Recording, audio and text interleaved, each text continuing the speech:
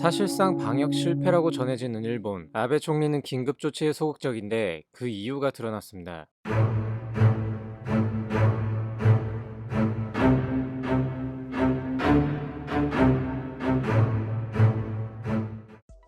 안녕하세요.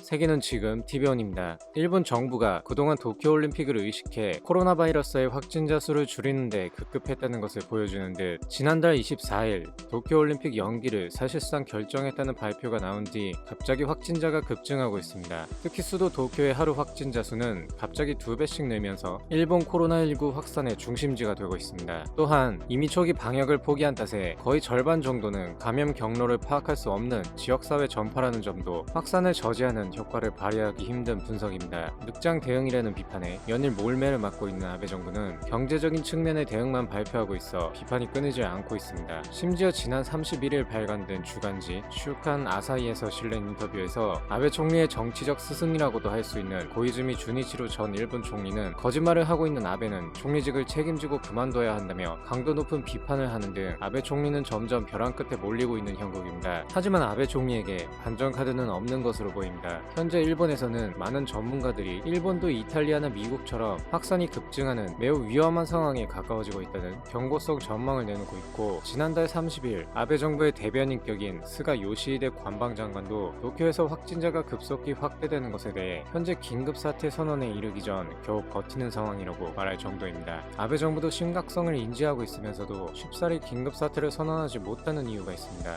예를 들어 도쿄 봉쇄를 감행할 경우 수십조 원의 손실이 발생한다는 추정이 나온 것인데, 경제는 더욱 안 좋은 방향으로 갈 우려가 크기 때문입니다. 확진자가 급증하고 있는 도쿄를 한 달간 이동 제한 등의 방식으로 봉쇄할 경우 실질 국내 총생산인 GDP 손실이 약 5조 1천억엔, 원화로 약 58조 원에 이를 것이라는 추정치도 제기되었기 때문인 것이죠. 이미 올림픽 준비로 천문학적인 돈을 써버린 상황에서 올림픽 연기로 인해 다시 천문학적인 손실이 예고되고 있고, 일본 관광객의 대부분을 차지하는 한국인과 중국인의 발걸음이 끊겨 이미 곳곳에서 비명소리가 나온 상황에 긴급 경제 대책으로 약 60조엔, 원화로 677조 원 규모의 지원 대책이 마련되고 있어 이미 일본 경제는 급격하게 기울고 있기 때문에 여기서 도쿄 봉쇄나 긴급사태 선포는 하고 싶도 할 수 없는 상황이 되어버린 것입니다. 아베 총리는 어제인 1일 참의원 결산위원회에 출석한 자리에서 도시 봉쇄 조치 가능성에 대해 프랑스와 같이 락다운을 할 수 있느냐면 그것은 할 수 없다라며, 이어서 일본이 전후 경험한 적 없는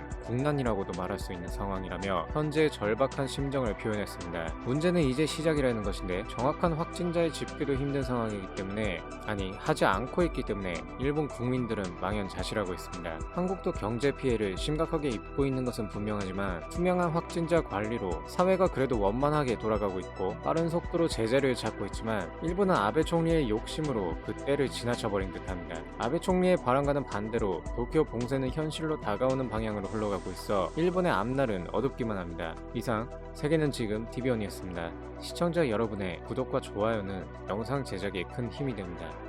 감사합니다.